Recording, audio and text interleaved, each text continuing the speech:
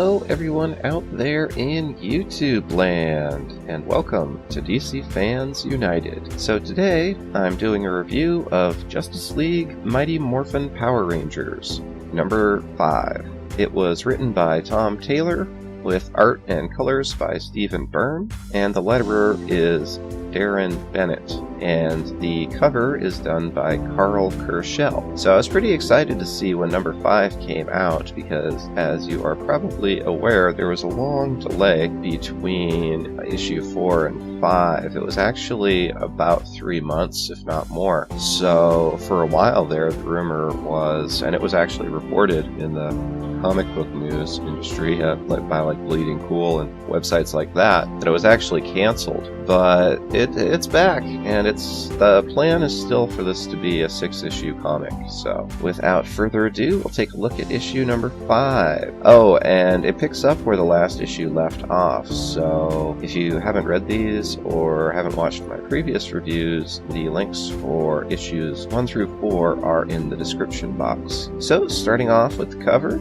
it's really good. I like pretty much all of the covers Kerschel has done for this series so far, and of course I'm a Superman fan, so that's really cool. I didn't find any variant covers on this one. The first issue had a ton. Like, I don't even remember if it was at least 6, but I think it was something like 10 different variant covers. I don't know what the backstory is on why the comic was delayed so long. So we'll go ahead and start out on the first page. They're at NATO headquarters in Brussels, and this is all of the officials in NATO there are discussing the city that disappeared. Angel Grove, which is the Power Rangers city that they live in, was stolen by Brainiac, and they are trying to decide what happened. All they know is it disappeared. So on the next page, Wonder Woman comes in, and I really like the way Stephen Byrne draws her and his art in general. It's really polished, you know, and I think it's especially good for these kind of comics that are for, I guess you'd call it young adult, teen, maybe. Yeah, I guess they're rated teen, so that would be the audience. But they're certainly, I was reading, my other reviews recently were like Countdown to Final Crisis. I guess I'm gonna work through all 51 issues of that. There's an issue 0, but I don't know if I'll be able to find it. So 51 or 52 issues. In any case, Final Crisis and Countdown to Final Crisis is much more violent than these Power Ranger books. So, these would be fine for someone who's like 10, I think. And actually, they have a really good message and morals and stuff. So anyway, Wonder Woman's there, and it's pretty interesting because she just shows up. They don't explain it or anything, so they call security on her, and they're trying to stop her by force, but she just walks across the room and drags a whole bunch of them, and they're like, stop her. And then there's this part which I thought was kind of crazy. One of the security guys tries to shoot her, which I don't know, I thought that was a bit of an exaggeration. Like, they're just gonna shoot someone in the middle of an assembly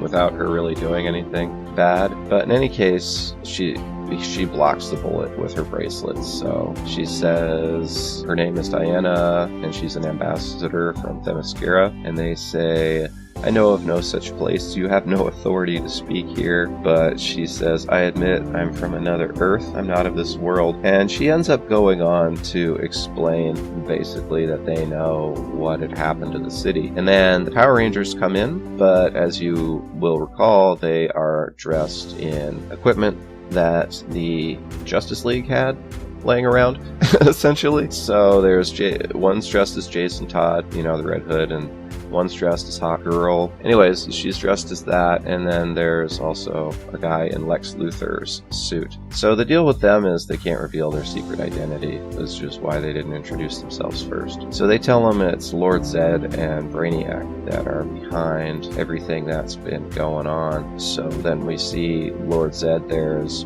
unleashing some of his monsters, as he does in the Power Rangers, and they're attacking basically the world. That's what he says. He's working on destroying the world. So the Flash sees what's happening and tells the other Justice League members, and at the same time Brainiac releases all of these drones from his ship, and Green Lantern is there to fight him. So then we go to the next page, and Superman and the Power Rangers have come across Cyborg. In the last issue, Cyborg had been taken over by Brainiac, and one of the Power Rangers put some weapons through him. But Superman grabs him and stops him, and then Batman knows how to reboot his system, which is a real Batman thing. Like, the last few issues hadn't treated Batman so well, but in this one it shows more of Batman's skill level, because none of the other Justice League members knew he could do that. It's just, he knew.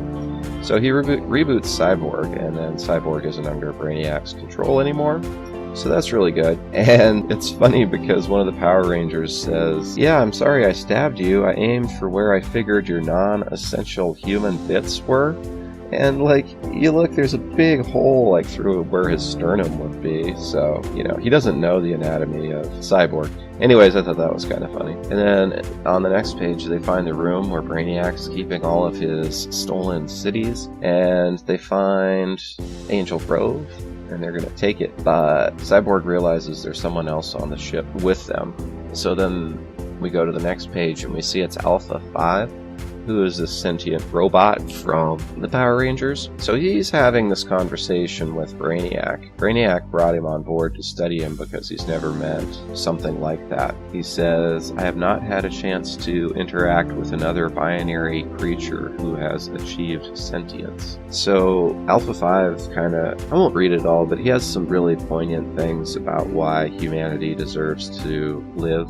Because now that Brainiac, once he steals the city, he destroys that planet, and that's what he's planning to do, and Alpha 5 is essentially trying to convince him not to do that. And then we get this next page, which is a really great page. I love this. I think I took it, I used this top panel as the thumbnail for this video. But yeah, I like his art style. So they're outside the NATO building here, Wonder Woman and the Power Rangers, and they start fighting the Brainiac drones, and in the background you can see that there are planes and stuff, so they're all out there fighting, which is really cool. So we go to the next page, and Superman is talking to the Power Rangers, and then they say, we know the person who is here on the ship with them, let's go rescue him. And they offer to go with, but Superman's like, I'm much faster. So he flies, and you see he smashes through the wall here, and he's where Brainiac is. He grabs Alpha 5, and he's gonna leave, but Brainiac grabs Superman, and you know Brainiac, he's got some kryptonite on him. So he pulls that out, and right when it looks bad for Superman, a sword comes through Brainiac's back, and the Power Rangers run in and they chop him to pieces. He's all chopped up into pieces. And Batman, if you see here, it's really hilarious. He grabs the little chunk of kryptonite, and what does he do? He pockets it. So you know that's such a Batman thing, but you know he's gonna probably you know he's keeping that in case Superman goes rogue or something. So they take Angel Grove and they leave, and then Superman goes back to the Earth, and I like this panel where he does the classic superhero landing and lands with the Power Rangers who are there on Earth, and he gives them back their items that they need to Morphin Power Rangers that Brainiac had stolen. And it's also this really cool panel on the top there with John Stewart and Wonder Woman fighting still. And Alpha 5 and all the Power Rangers get off, and they talk a little bit.